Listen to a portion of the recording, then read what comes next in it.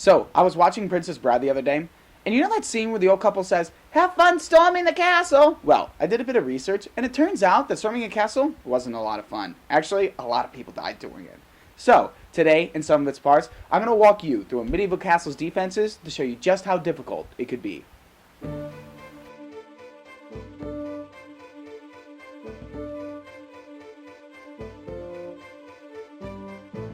One of the hardest parts about sacking a castle was actually just approaching it. Well-built castles would often have moats surrounding their walls. A castle with a moat would also have to have a bridge or drawbridge to get across. A drawbridge could be drawn up when attackers approached so that they couldn't pass. With no easy way to cross a moat, attackers would either have to make their own crossing or ford the moat, taking up precious time.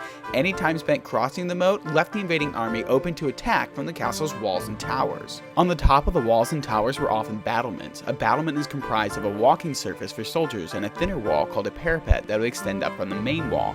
A parapet could also be crenellated, meaning that it would have gaps called crenels and solid points called merlons.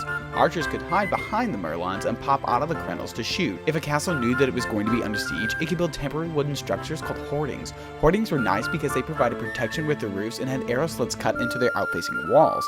Arrow slits were small slots that archers could shoot from while providing very small targets for return fire. Arrow slits were also commonly built or cut into the walls and towers. Just reaching the wall did not mean the day was won. Next, an attacking army would need to either climb the wall or enter through the gateway. Instead of just having a solid wooden gate, many castles had a large, heavy gate made of iron, wood, or both called a portcullis. A portcullis was set into large vertical grooves in the walls and could be raised and lowered quickly by winches or ropes. Gateways were very treacherous places. While an army was busy trying to knock down the gate, defending soldiers in the wall would drop rocks, boiling water, or burning sticks onto the attacking soldiers below through murder holes. And if murder holes were not murderous enough, oftentimes gateways would have arrow slits in the walls to make pincushions out of the enemy.